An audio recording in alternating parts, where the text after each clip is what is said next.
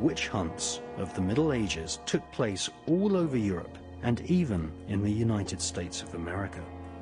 However, witch hunts in the Russian Imperial Empire were much more rare.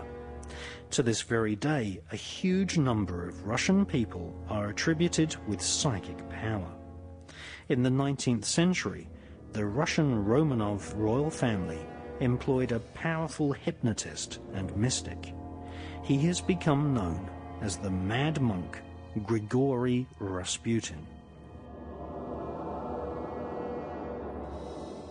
The story of Rasputin exemplifies the psychopathic nature of the monarchy. Rasputin was a self-styled monk and therefore had friends in the Russian Orthodox Church. Rasputin had endured poverty, giving him the common touch with the peasant population of Russia. He was revered as someone who could heal, therefore bringing him notoriety across the vast empire of Imperial Russia. Rasputin was also someone who could entertain the company of royalty. Rasputin was seen as a threat by the Romanov royal dynasty. Grigory Rasputin may have actually become Russia's first truly popular leader had he not been poisoned and murdered by one of the royal princes.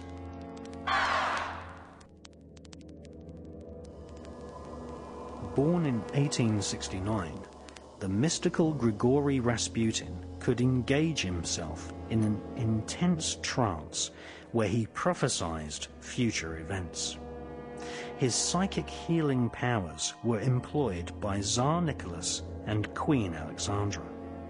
Rasputin used his famous healing hands to cure the Tsar's son.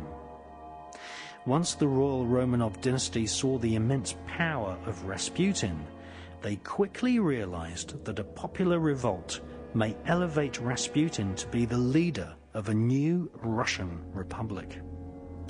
The Romanov royal family immediately plotted the murder of Rasputin. However, Rasputin's psychic powers allowed him to prophesy his own death, and he gave warning to Tsar Nicholas that if he were to murder Rasputin, then the whole Romanov royal family would also be killed.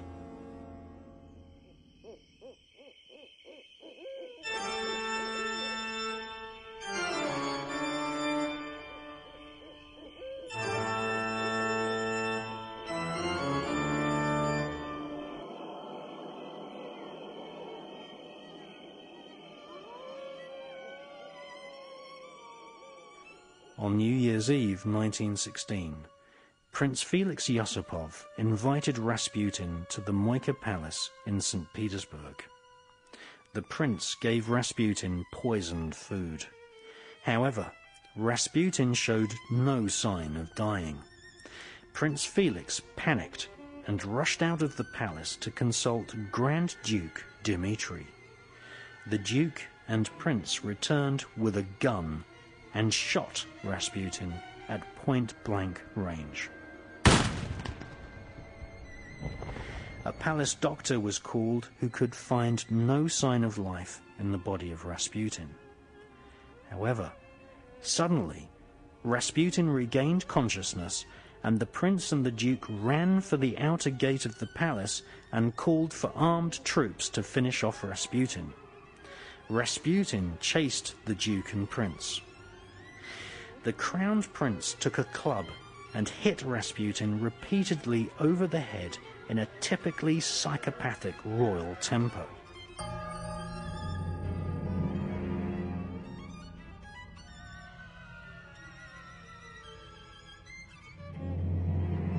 Palace guards were ordered to wrap Rasputin in a heavy curtain, and he was then lowered to his death in the icy cold River Neva. Thus, the Russian people lost one of their truly great potential leaders.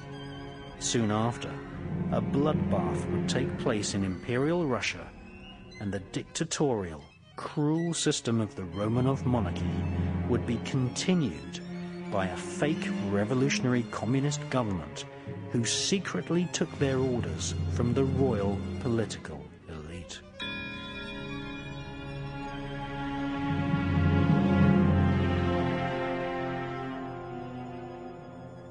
Descendants of the Russian monarchy and aristocracy now rule Russia from behind the scenes, having introduced the same system of globalization and stock markets which the royal elite have used to ensnare the economies of most countries on the face of planet Earth.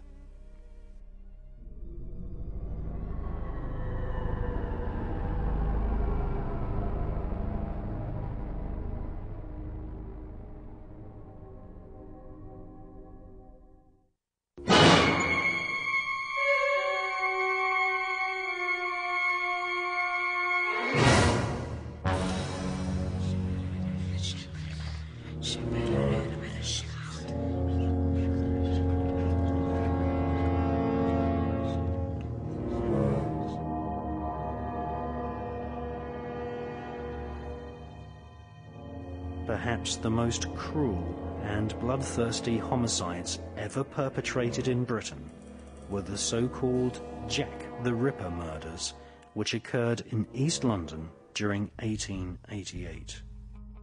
This was more than just murder. The so-called Jack the Ripper murders were ritual bloodbaths. The victims were slaughtered according to the oaths of loyalty sworn by members of the Masonic religion. Now, for the first time on film, we can reveal the truth about Jack the Ripper.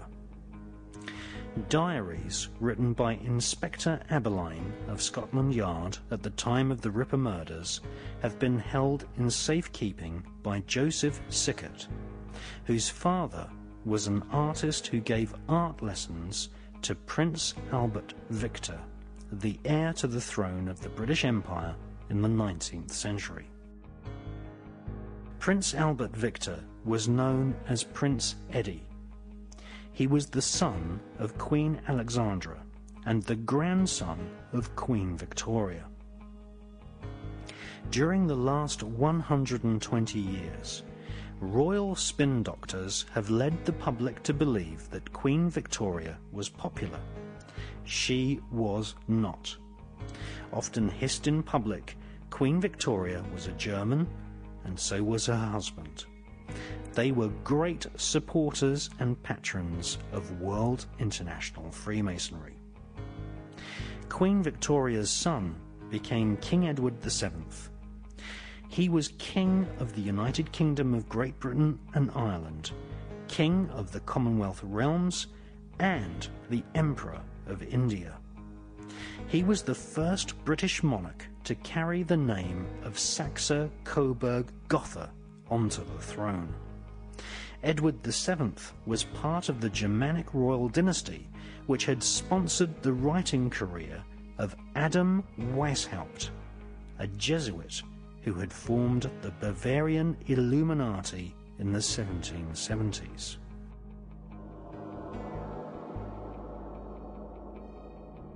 The Bavarian Illuminati infiltrated the upper echelons of Freemasonry, preaching a secret doctrine of a new world order, a global superstate where compassion and democracy would have no place.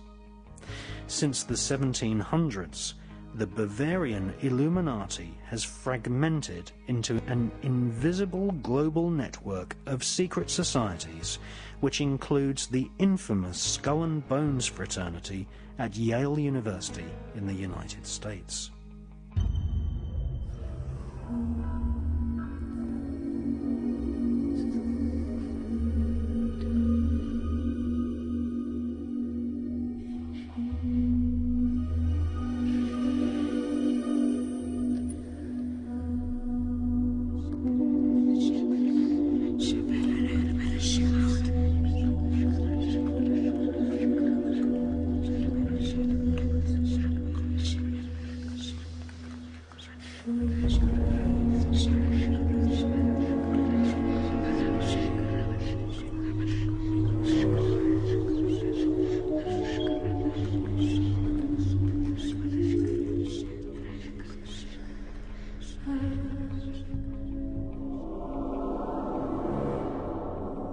Adam Weishaupt's doctrine of a new world order was laid out in 3 books which he wrote in the later years of his life. He lived in the town of Gotha, and his writing career was funded by the Saxe-Coburg dynasty, who came to the British throne through Edward VII. Edward VII was installed as Grand Master of British Freemasonry in 1875. He regularly appeared in public wearing the ceremonial uniform of a Masonic Grand Master. Like his Saxe-Coburg grandparents, King Edward VII was one of the biggest financial contributors to the Illuminati version of Freemasonry. He was crowned in 1901.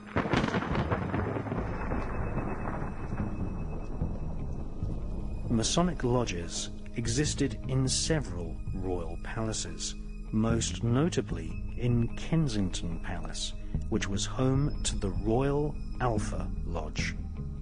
It was here, in 1885, that King Edward VII initiated his own son, Prince Albert Victor, better known as Prince Eddie. Prince Eddie was genetically handicapped. Generation after generation of inbreeding within the Saxe-Coburg bloodline had resulted in Prince Eddie, the heir to the throne, being partially deaf.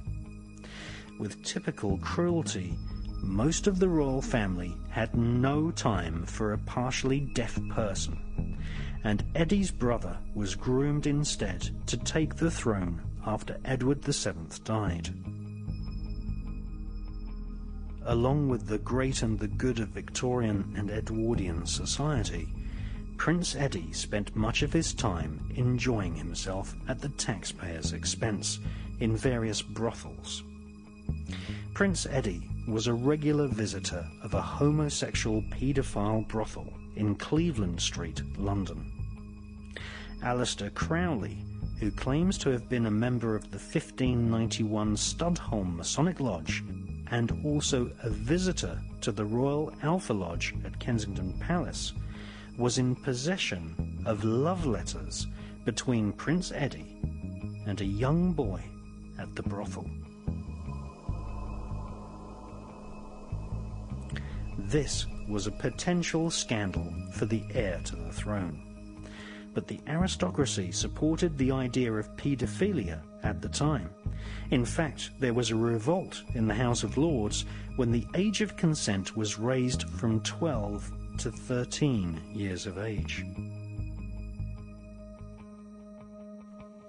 In fact, a much bigger scandal was soon to break, when it was revealed that Prince Eddie had made a young girl called Annie Crook pregnant. Prince Eddie had secretly married her, even though he was forbidden to marry a Roman Catholic. Officially, this meant that he would not be able to become king.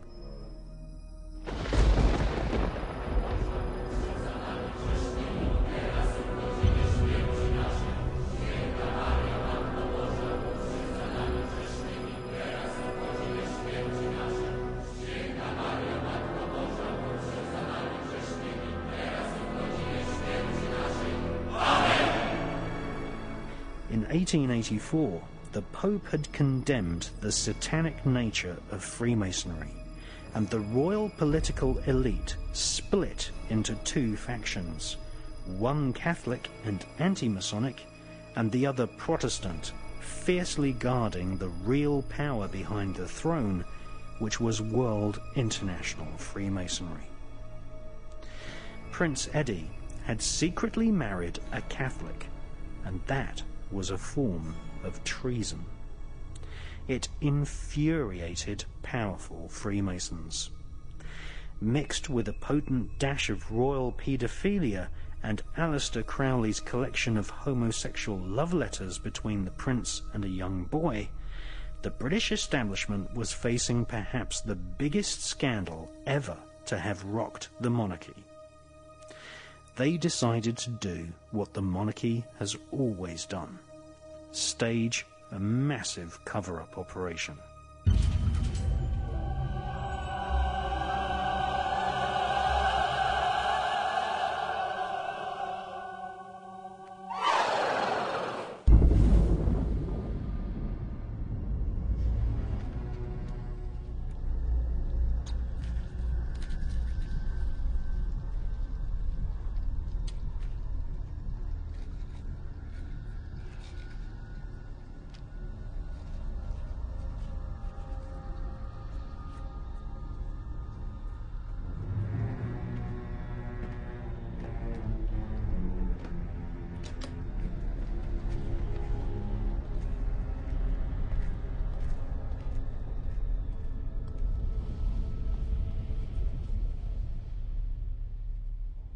In 1885, Annie Crook was kidnapped from the sweet shop where she worked, and simultaneously Prince Eddie was forced into a carriage which galloped away in the opposite direction. It was the last the young newlywed couple ever saw of each other. Prince Eddie was taken back to Buckingham Palace and strictly forbidden to leave the premises. Annie Crook was illegally incarcerated at Guy's Hospital, where one of Queen Victoria's doctors, the wicked Sir William Gull, picked some of her brain out with tweezers, turning her into a mentally retarded, pathetic shadow of her former self.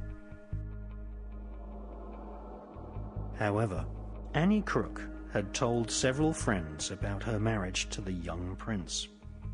Annie had just given birth to a baby, a bastard heir to the British throne.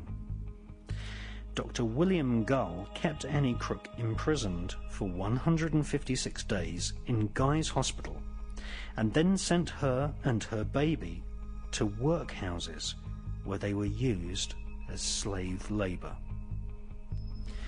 One of Annie's friends, a young girl called Mary Kelly, worked part-time as a prostitute at Whitechapel in East London. Mary Kelly and a group of her friends decided to write a blackmail letter demanding money from the royal family. The year was 1888. The Hermetic Order of the Golden Dawn had been formed the same year. Freemasons marched in full ceremonial regalia in public. The Bavarian Illuminati had splintered into a secret society inside another secret society. All the thrones of Europe were occupied by royal Masons. What Mary Kelly and her group of friends had not counted on is that not only were they trying to blackmail royal Masons, they were blackmailing psychopathic crowned killers who would prefer to kill rather than give over a single penny of their wealth. The occult powers behind the throne convened a special meeting at the Royal Alpha Lodge in Kensington Palace. This elite group of Masons called themselves Princes of the Blood Royal. And they decided to form a ruthless hunting party which would hunt down and ritually murder Mary Kelly and her friends, thus putting an end to the blackmail attempt. Sir Charles Warren, a senior Freemason and head of the Metropolitan Police, provided intelligence on the whereabouts of Mary Kelly and her female friends. Sir William Gull prepared grapes injected with opium and alcohol, which would be offered to the girls.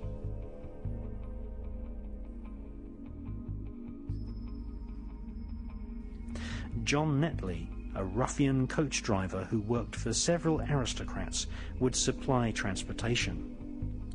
And J.K. Stephen, a socialite of Victorian London, would act as a lookout whilst the ritualized murders would take place inside Netley's horse-drawn carriage. According to the diaries of Inspector Aberline of Scotland Yard, diaries which were sealed in wax and held in safekeeping by the Victorian Impressionist painter and friend of Prince Eddie, William Sickert, the so-called Jack the Ripper murders were not the work of one crazy individual. These were meticulously planned ritual murders conducted in the Masonic tradition by a large group of aristocrats who hunted the young female victims rather like a country expedition killing foxes.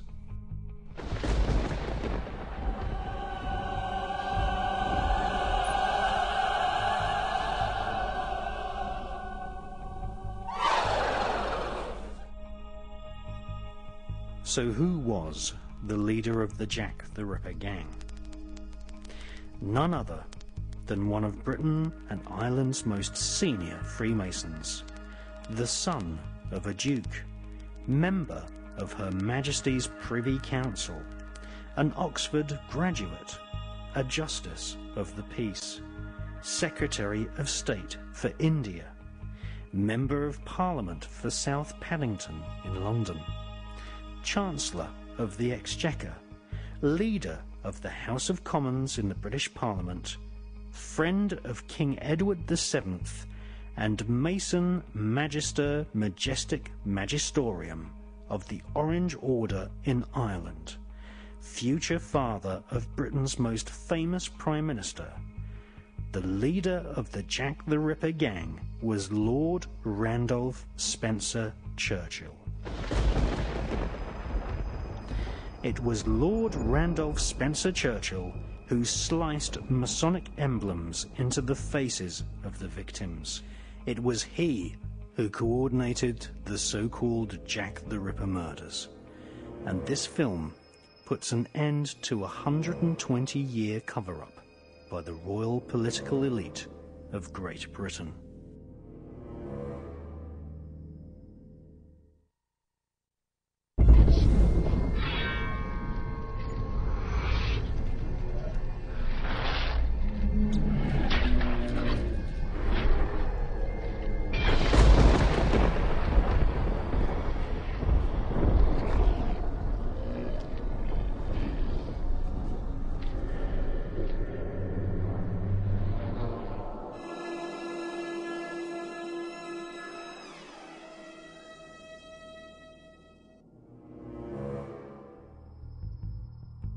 Until the young Lady Diana Spencer became Princess of Wales, Lord Randolph Spencer Churchill was the most famous member in the history of the Spencer aristocratic family.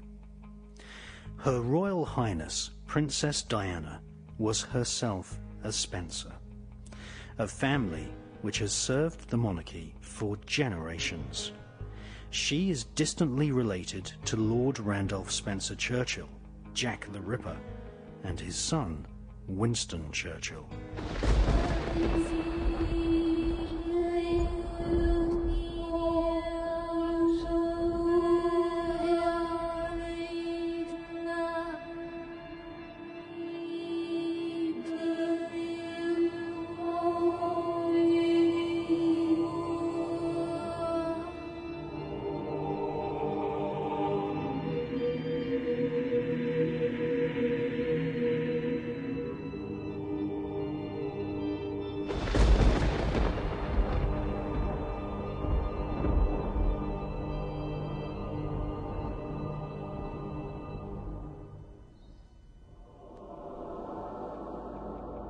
Randolph Spencer Churchill was no stranger to the occult.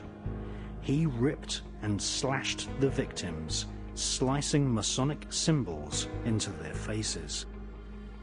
According to Masonic instruction, the internal organs of the victims were torn out and trailed over their left shoulder. For these murders were ritual sacrifices, a public warning to anyone who was considering to commit treason.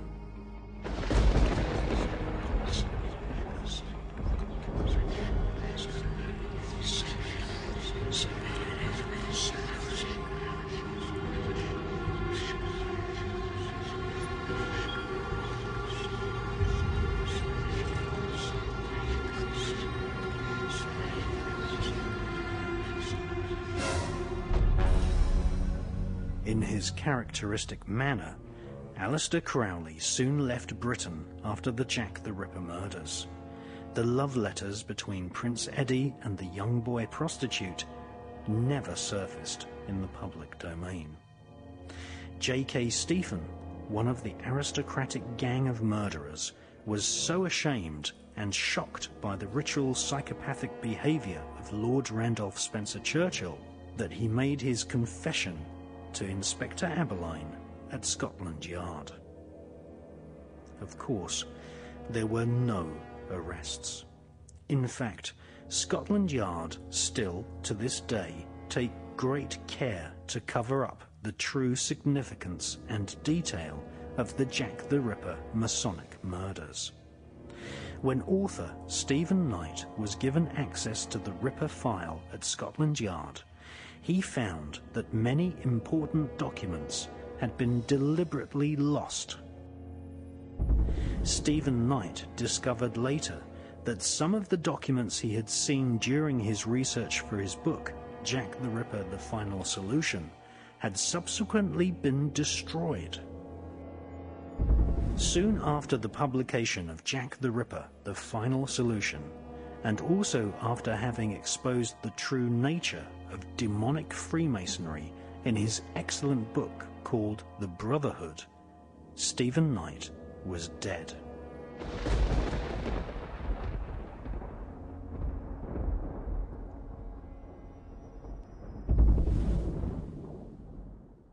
Now, what Diana says, again in her own words, is that she was told when the birth of William was coming along that she was going to be induced so that the child would be born, wait for this, in line with Charles's polo playing program.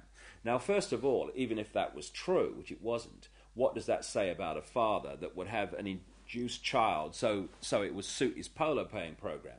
But what was the real story? If you go back to ancient Babylon and the rituals of these people, they're fundamentally connected to the sun and the cycles of the sun. Nimrod, Baal, the sun god. And one of the key days of the year in their ritual calendar, therefore, is the summer solstice. They induced William to be born when? The summer solstice. And this is what's going on around us all the time. There's a movie, which that television is telling us is reality. And then there's what's really going on, which is so different. It's its greatest form of defense. The chasm that people have to leap between what they are told is happening and what's really happening.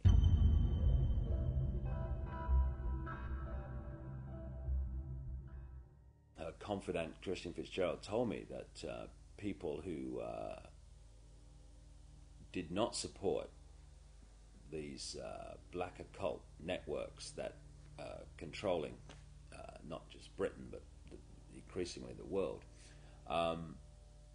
they were feeding her information and warning her that she was in danger.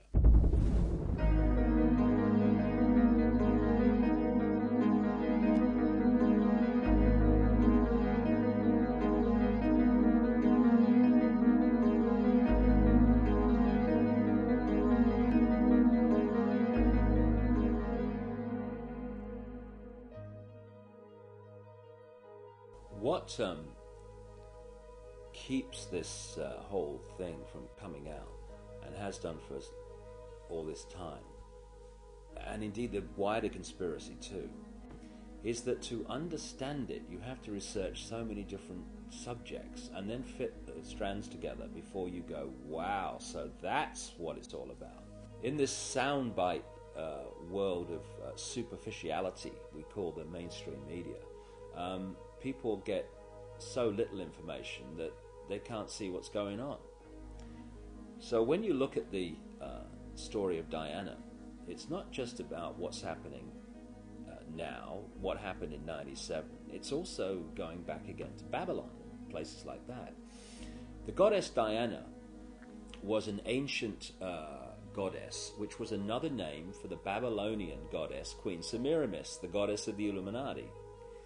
And one of the groups of people that worshipped Diana, the goddess, and did their rituals to her were called the Merovingians. The Merovingians are one of the, if not the, key bloodline in the whole Illuminati network. They were the royal line of a people called at one stage the Cambrian Franks, which is where we get France from, that came out of the time of the Trojan Wars in now what we now call Turkey, up through the Caucasus Mountains and into what we now call France.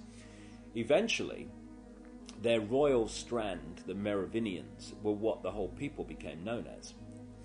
And they were great goddess Diana worshippers. And according to an American researcher in Paris, immediately after Diana died, the Merovingians dug underground sacrificial chambers in Paris, just outside the original Paris, well inside, of course, the present metropolis, where they did their rituals to the goddess Diana. And according to her, the place is now called the Pont d'Alma Tunnel, which is still an underground kind of location. Now, the ancient myths of the goddess Diana were that she was a moon goddess. Pont d'Alma actually translates as passage or bridge of the moon goddess. Coincidence? Why is it with the absolutely, I cannot emphasize this enough, the ritual symbolism obsessed Illuminati, why is it that even people who said, well, it was an accident, have actually said, well, there is one question. Why was Diana held in that tunnel for so long when she's supposed to have had internal bleeding, which needed repairing? Why not get her to hospital immediately? Why was she held in that tunnel for the best part of an hour and a half? Why? Because in the sick ritual, and that's what it was, the ritual of her murder, she had to die in that place of ancient sacrifice to the goddess Diana. And it was when she died that they then moved her out. And of course, goodness knows what have happened to her internal organs, because this is what these sick people use in their rituals. Interestingly, when you look at the stories and myths surrounding the goddess Diana, over and over again, the theme of lakes, of islands, and particularly of the tree grove come up again and again and again. It was the tree grove that was the sacred place of worship to the goddess Diana, not a temple. Now, she wanted to be interned in the little church where her father is, just off the Spencer estate in Northamptonshire. And after her death, Earl Spencer says that he decided that she would be buried on the Spencer estate. Where? On an island, in a lake, in a tree grove. And there's also this bizarre story where Earl Spencer says that he had this dream that he had to put 4 black swans on the lake. And he then said to his estate manager, I've had this dream. Do you know where we can get 4 black swans from? And the estate manager said, well, sir, funnily enough, someone's just offered us 4. Oh, yeah, okay. I've just seen a pig. Never mind a bloody swan. Look, there it goes. Black swans are an occult symbol, aren't they? Exactly. The whole thing's a cult. And the whole of Diana's assassination was an occult ritual unfolding. Now, what's kind of interesting to me is that when I was researching The Biggest Secret, which I wrote in 1998, which is kind of unfolding now before our eyes, one of the people that I was introduced to was a lady called Christine Fitzgerald, who, as the tabloid media in Britain acknowledged, was a close confidant of Princess Diana for 9 years. They fell out a little while before her death, but for 9 years they were big time close. And Christine Fitzgerald is a hands-on alternative healer and into the esoteric, and therefore Diana could talk to her about things that other people would think, oh, that Diana's mad, she's talking about this, that, and the other now. And I had long conversations with Christine Fitzgerald about the background to Diana and things that she experienced with her. And I had to have a wry smile to myself when the Paul Burrell revelations came out, because much of it was told to me years ago and is in The Biggest Secret. Not least that friendly people from organizations like MI5 were actually feeding Diana information, saying, be very, very careful because they want rid of you. And so when Burrell produced this letter from Diana in which she predicted her own death in a car crash, in effect, it absolutely fits with what Christine Fitzgerald told me about her experience and what Diana said to her.